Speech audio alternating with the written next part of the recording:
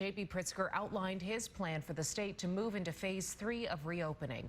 Most of the state outside of Chicago is expected to move into that new phase this Friday.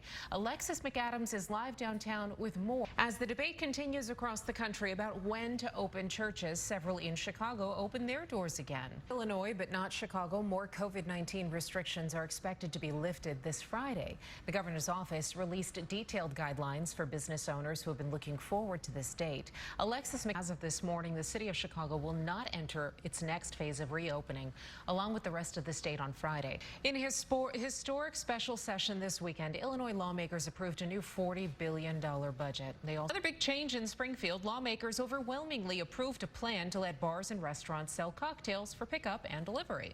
Weekend for many seniors, but this year's ceremonies, of course, are different. Evanston Township. Days after President Trump said churches around the country should be allowed to reopen, several churches around Chicago violated shelter-in-place guidelines on Sunday. A Memorial Day concert took place last night in Washington, D.C.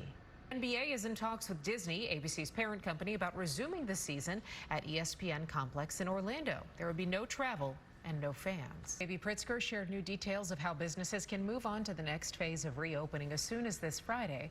But right now, Chicago is not in that plan. Alexis McAdams. Retired Marine stands at attention in the nation's capital to raise awareness about suicide among veterans.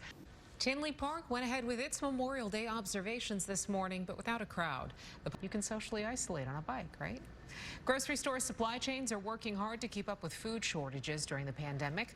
On Good Morning America, the president of one national supermarket chain spoke about new buying habits with customers. Memorial Day, singer Jan Daly is looking back on those famous USO tours she did alongside Bob Hope in Vietnam. Memorial Day often brings her to tears because of her personal connection to the military families who have lost a loved one. Here's ABC's George Pinocchio.